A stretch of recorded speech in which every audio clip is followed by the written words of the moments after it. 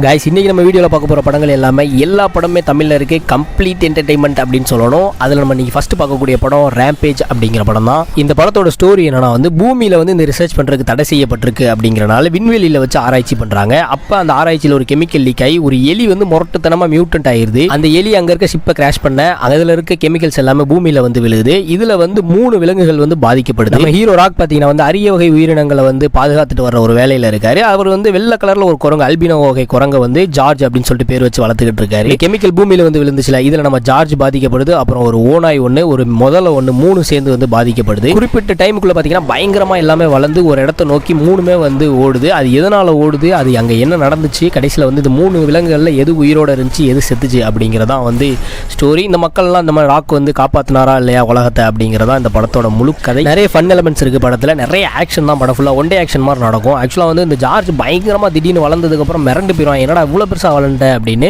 So இதை எப்படி காப்பாற்றினாங்க, ஏன்னா இந்த அல்பினோ வகையில் இந்த ஒரு குரங்கு தான் உயிரோடு இருக்குது கடைசி வரைக்கும். இதை காப்பாற்றியே ஆகணும் அப்படிங்கிற ஒரு நிலைமை வருது. நம்ம மொட்டை எப்படி எல்லாத்தையுமே உலகத்தை காப்பாற்றினாரு, இந்த குரங்கை காப்பாற்றினாரு. அண்ட் கிளைமேக்ஸில் ஒரு சின்ன ட்விஸ்ட்டோட ஒரு எண்டிங் வச்சிருப்பாங்க. அதுவும் நல்லா ஒர்க் அவுட் ஆயிருக்கும் படத்தில் ஃபைட்டுக்கு பஞ்சமே இருக்காது. படம் ஆரம்பிச்சதுலேருந்து எண்டிங் வரைக்குமே ஸ்ட்ரைட்டான ஸ்க்ரீன் பிளே தான். தேவையில்லாத சீன்ஸ் அந்த மாதிரிலாம் இருக்காமல் நேரடியாக கதையில் என்ன நடக்குதோ அது தெளிவாக நம்மளுக்கு சொல்லியிருப்பாங்க. விஎஃப்எக்ஸ் ஒர்க்லாம் பயங்கரமாக பண்ணியிருப்பாங்க படத்தில். அந்த அல்பினோ குரங்கு தான் படத்தில் ஃபேவரட் அப்படின்னு சொல்லணும். ஜார்ஜ் அப்படிங்கிறதா நிறைய பேருக்கு பிடிக்கும் அந்த படம் பார்த்ததுக்கு அப்புறம். கிளைமேக்ஸ் தான் அந்த படத்தில் மேஜர் ஹைலைட்னு சொல்லணும். முரட்டுத்தனமான ஃபைட் நடக்கும். இந்த பக்கம் நம்ம ஜார்ஜ் அங்கிட்டு ஒரு முதல்ல, அங்கிட்டு அந்த ஓனாய் திடீர்னு பறக்கும் ஒவ்வொரு மாதிரி மியூட்டன்ட் ஆனதுலேருந்து. ஸோ இது 3 சேர்ந்து கிளைமேக்ஸில் சண்டை போடும் போது யார் ஜெயிப்பா, நம்ம எப்படியாவது நம்ம ஜார்ஜை காப்பாற்றணும் அப்படின்னு சொல்லிட்டு இந்த பக்கம் ராக்கு குறுக்க நெருக்க ஓடிக்கிட்டே இருப்பார். ஸோ இவர் என்ன ஹெல்ப் பண்ணார், லாஸ்ட்டில் யார் வின் பண்ணா அப்படிங்கிறது ரொம்ப அழகாக பயங்கரமாக சண்டை போடுற மாதிரி வச்சிருப்பாங்க. கிளைமேக்ஸில் நிறைய சென்டிமெண்டல் சீன் இருக்கும். ராக்குக்கும் நம்ம ஜார்ஜுக்கும் நிறைய சென்டிமெண்டலாக சீன் ஒர்க் அவுட் பண்ணிப்பாங்க. நம்மளோட நல்லா கனெக்ட் ஆகுச்சு இந்த படம் பார்க்கும்போது. எனக்குலாம் நல்லா கனெக்ட் ஆகுச்சு. டெஃபினட்டாக பாருங்க, தமிழில் இருக்குது, தமிழ் டபுள் அவைலபிளாக இருக்குது இந்த படம். கண்டிப்பாக மிஸ் பண்ணாமல் பாருங்க. நம்ம லிஸ்ட் அடுத்து பார்க்கக்கூடிய படம் பார்த்தீங்கன்னா ஜேசன் சதாம் நடிச்சது மெக் அப்படிங்கிற படம் தான். இந்த படத்தோட கதை என்னன்னா, ஸ்டார்டிங்கில் ஒரு ரிசர்ச் குரூ இருக்காங்க. சப்மெரின் எடுத்து கடல் ஆராய்ச்சி பண்ணிக்கிட்டு இருக்காங்க. இதில் நம்ம ஜேசன் சதாம் தான் சப்மெரின் ஓட்டிட்டு இருக்காப்ல. இப்போ என்ன ஆகுதுன்னா, அங்கே ஏதோ ஒன்று அட்டாக் பண்ணுது அப்படின்னு சொல்லிட்டு ஒரு சிலரை விட்டுட்டு ஒரு சிலரை காப்பாற்றி கூட்டு வந்துறாரு. இதே மாதிரி இன்னொரு குரூ பார்த்தீங்கன்னா சப்மெரின் எடுத்து கடலுக்கு கீழே ஆராய்ச்சி பண்ணுறதுக்காக போகிறாங்க மறுபடியும். இப்போ அதே மாதிரி ஒரு இடத்துல மாட்டிக்கிட்டு இருக்கும்போது நம்ம ஹீரோவை தேடி வராங்க. இது மாதிரி இதுக்கு முன்னாடி நடந்திருக்கு, இதை நம்ம ஹீரோ தான் காப்பாற்றிருக்காப்ல, திரும்பி அவர் தான் காப்பாற்றணும் அப்படின்னு சொல்லிட்டு அவரை தேடி போகிறாங்க. அவர் குடிச்சிட்டு ஜாலியாக சுற்றிக்கிட்டு இருக்காப்ல. அவரை கூட்டிகிட்டு திருப்பி அவர் சப்மெரின் எடுத்துட்டு கடலுக்கு கீழே போகிறாப்ல காப்பாற்றுறது. கீழே போய் பார்த்ததுக்கப்புறம் தான் தெரியுது கீழே அவரோட எக்ஸ் ஒய்ஃப் இருக்காங்க அப்படின்னு. இவங்களை காப்பாற்றி மேலே கூட்டு வரும்போதும் தவறுதலாக ஒரு சிலர் இறந்து போயிடுறாங்க. ஸோ சடனாக மேலே வந்தனால என்னமோ பார்த்தீங்கன்னா ஒரு ஹீட் ஓப்பன் ஆயிடுது. ஒரு ஹீட் வேவ் மாதிரி ஒரு பாதை ஒன்று ஓப்பன் ஆயிடுது.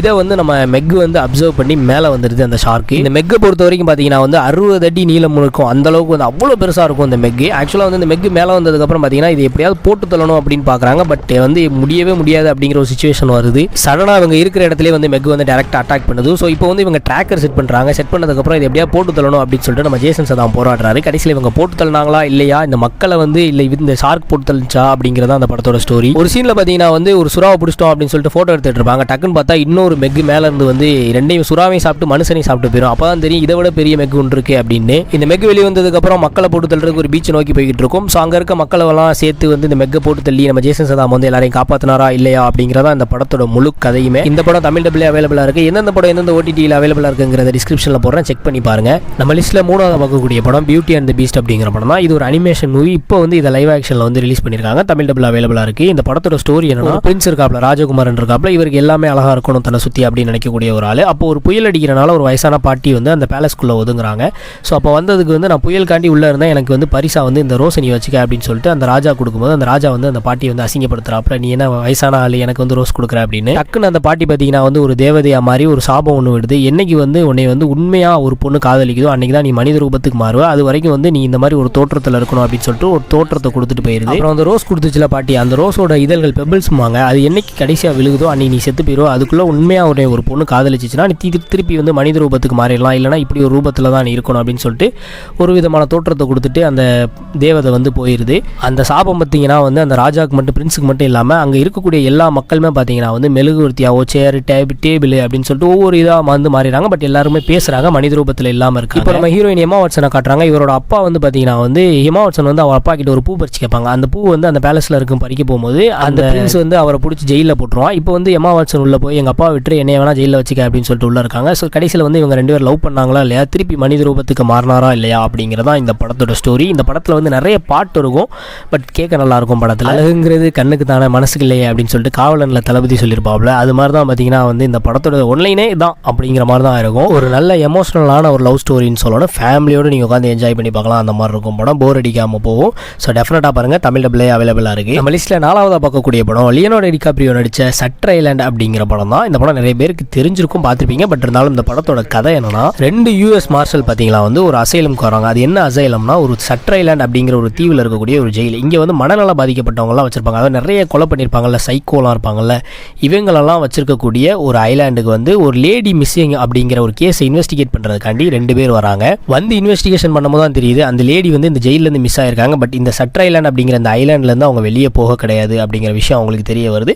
ஸோ அவங்களோட ரூமில் வந்து இன்வெஸ்டிகேட் பண்ணும்போது வந்து அவங்க பெட்டுக்கு கீழே ஒரு நோட் ஒன்று கிடைக்கிது. அந்த நோட்டில் த லா ஆஃப் 4 who is 67 அப்படின்னு சொல்லிட்டு போட்டிருக்கு. ஆக்சுவலாக அந்த ஹாஸ்பிட்டலில் மொத்த பேஷண்ட்டே 66 பேர் தான். இந்த 67னா என்ன அப்படிங்கிறத வந்து இன்வெஸ்டிகேஷன் பண்ண ஆரம்பிக்கிறாங்க. அங்கேருந்து கதை பயங்கரமாக போகுது. ஆக்சுவலாக அந்த ஐலாண்டுக்கு வந்து போட்டில் தான் ட்ராவல் பண்ணி போயிருப்பாங்க. நம்ம லியோனார்டோ டிகாப்ரியோக்கு பார்த்தீங்கன்னா வந்து ஒரு ஃபேக் மெமரி ஒன்று இருக்கும். ஆக்சுவலாக வந்து மென்டலி வந்து அன்ஸ்டேபிளாக இருப்பார். நிறைய ஹாலுசினேஷன்லாம் பண்ணுவார். அவருக்கு ஒரு பொண்ணு இருக்க மாதிரி எங்கெங்கே காட்டிக்கிட்டே இருப்பாங்க. அது ஒரு விதமான ஃபேக் மெமரி மாதிரி காட்டுவாங்க. இந்த படத்தோட கிளைமேக்ஸ் தான் பார்த்தீங்கன்னா வந்து பயங்கரமாக இருக்கும். அந்த அளவுக்கு வந்து ஒரு ட்விஸ்ட் அண்ட் டர்ன்ஸோட முடிச்சிருப்பாங்க. பயங்கரமாக பண்ணியிருப்பாங்க அந்த கிளைமேக்ஸ். அதுக்காண்டி நீங்கள் இந்த படத்தை பார்க்கலாம். அந்த கிளைமேக்ஸில் தான் அந்த படம் அப்படி நிற்கும் அப்படிங்கிற மாதிரி சொல்லணும். இதுக்கு மேலே நான் என்ன ரிவீல் பண்ணாலுமே அது ஸ்பாயிலர் ஆயிரும். டெஃபினட்டாக நீங்கள் படத்தை பார்த்து தெரிஞ்சுங்க. அந்த கிளைமேக்ஸ் ஒரு சிலருக்கு வந்து இந்த படம் புரியாது அப்படின்னு சொல்லுவாங்க. திருப்பி பார்த்தீங்கன்னா மறுபடியும் கண்டிப்பாக உங்களுக்கு புரியும். இந்த படம் மிஸ் பண்ணாமல் பாருங்கள். ஒன்றா நீங்கள் வாழ்க்கையில் கண்டிப்பாக அந்த படத்தை பார்த்தே ஆகணும் அப்படின்னா இந்த படம் கண்டிப்பாக நீங்கள் பார்க்கணும். அந்த மாதிரியான ஒரு படம் தான் அந்த படம். டெஃபினட்டாக பாருங்கள். தமிழ் டபுளே அவைலபிளாக இருக்குது. நம்ம லிஸ்ட்டில் கடைசியாக பார்க்கக்கூடிய படம் லா அபைடிங் சிட்டிசன் அப்படிங்கிற ஒரு படம் தான். இந்த படத்தோட கதையை வச்சு தமிழில் ஒரு படம் பயங்கரமாக ரிலீஸ் ஆகிருந்துச்சு. அதை கரெக்டாக சொல்கிறவங்க கமெண்ட்டை பின் பண்ணி வைக்கிறேன். ஆக்சுவலாக அந்த படத்தோட ஸ்டோரி என்னன்னா, நம்ம ஹீரோ வந்து அவரோட ஃபேமிலியோட சந்தோஷமாக வாழ்ந்துகிட்டு இருக்காரு. திடீர்னு கதவை தட்டி பார்த்தீங்கன்னா வந்து இவரோட ஃபேமிலியையும் இவரோட ஒய்ஃபையும் குழந்தையும் கொண்டுறாங்க. இவர் கண்ணு முன்னாடியே கொண்டுறாங்க. ஸோ இதில் கடுப்பான நம்ம ஹீரோ வந்து போலீஸில் வந்து நியாயம் கிடைக்கணும் அப்படின்னு சொல்லிட்டு போகிறாரு. கோர்ட்டுக்குலாம் போகிறாரு. அப்போ ஒரு டைமுக்கு மேலே அந்த அக்யூஸ்லாம் வந்து நிரபராதி அப்படிங்கிற மாதிரி வந்து ரிலீஸ் ஆயிடுறாங்க. இதை இவர் மனசில் வச்சு ஒரு 10 வருஷம் பயங்கரமாக பிளான் பண்ணி பார்த்தீங்கன்னா வந்து அந்த அக்யூஸ்ட்டை வந்து போட்டு தள்ளுறாரு. இதை வந்து போலீஸ்காரங்க வந்து கண்டுபிடிக்கிறாங்க. இவர் தான் கொண்டாரு அப்படின்னா இவரும் வந்து சரண்டர் ஆயிடுறாரு. இவரை ஜெயிலில் பிடிச்சது போட்டதுக்கப்புறம் கூட பார்த்தீங்கன்னா வந்து வரிசையாக அந்த மாதிரி வந்து கொலைகள் நடந்துக்கிட்டே இருக்கு. இவரோட கேஸை விசாரித்த போலீஸ் ஆஃபீஸராக இருக்கட்டும், லாயராக இருக்கட்டும், ஜட்ஜாக இருக்கட்டும், எல்லாருமே செத்துக்கிட்டே வராங்க. எப்படி சாவுறாங்க, இவர் தான் ஜெயிலில் இருக்காரு, எப்படி கொள்றாங்க அப்படிங்கிறத வந்து போலீஸ் எப்படி கண்டுபிடிக்கிறாங்க, இவர் எப்படி இதை கொள்றாரு, இங்கே இருந்துக்கிட்டே உள்ளே இருந்துக்கிட்டே ஜெயிலில் இருந்துக்கிட்டே எப்படி இதெல்லாம் நடக்குது அப்படிங்கிறத வந்து ரொம்ப இன்ட்ரெஸ்டிங்காக ஒரு ட்விஸ்ட்டோட சொல்லியிருப்பாங்க கிளைமேக்ஸில். இந்த படத்தில் ஒரு பாசிட்டிவான பயங்கரமான விஷயம் என்னன்னா, ஹீரோ ஜெயிலில் இருப்பார். பட் ஒவ்வொரு கொலையுமே வித்தியாசமான முறையில் நடக்கும். இது எப்படி நடக்குது, இவன் வந்து ஜெயிலில் இருக்கான், இவன் சம்மந்தப்பட்ட இந்த கொலையில் சம்மந்தப்பட்டவங்களாம் எப்படி சாவுறாங்க அப்படிங்கிறது இன்வெஸ்டிகேஷனும் ரொம்ப இன்ட்ரெஸ்டிங்காக எடுத்திருப்பாங்க படத்தில். லாஸ்ட்டில் வந்து நம்ம ஹீரோ வந்து எல்லாரையும் போட்டு தள்ளினாரா இல்லையா, இல்லை ஹீரோவை வந்து கண்டுபிடிச்சி ஹீரோவை போட்டு தள்ளிட்டாங்களா இல்லையா அப்படிங்கிறது தான் படத்தோட கிளைமேக்ஸ். இன்ட்ரெஸ்டிங்காக எடுத்திருப்பாங்க படம். ஒரு ரிவெஞ்ச் ஸ்டோரி தான். பட் இருந்தாலும் புதுசாக ஒரு ரிவெஞ்ச் ஸ்டோரி அப்படிங்கிற மாதிரி இருக்கும் படத்தில். அது என்ன படம் தமிழில் கண்டுபிடிச்சிருந்தீங்கன்னா கமெண்ட்டில் சொல்லுங்கள் கண்டிப்பாக. ஸோ அவ்வளோதாங்க இந்த வீடியோ. இந்த மாதிரி மூவி அப்டேட் வந்து நம்ம சேனலில் வந்து சப்ஸ்கிரைப் பண்ணி வச்சுங்க. அந்த பெல் ஐக்கான் கிளிக் பண்ணால் இந்த மாதிரி மூவிஸ் வந்து நீங்கள் பார்த்துக்கிட்டே இருக்கலாம் தமிழ் டப்பில் டெஃபினட்டாக. ஸோ மறக்காமல் சப்ஸ்கிரைப் பண்ணிட்டு இந்த பெல் ஐக்கான் கிளிக் பண்ண மறந்துடாதீங்க கைஸ். அவ்வளோதான். டாட்டா பை பை. அப்புறம்